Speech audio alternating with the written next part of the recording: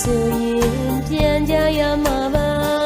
တန်ရိုးစီအချစ်များဝေးလွင်သွားတဲ့အခါရင်ခုန်ရဲ့ရတွေလေဖြေပြောင်းချင်မစွမ်းလာလေပြန်လဲပြီးတွေ့မိနေအောင်မှာ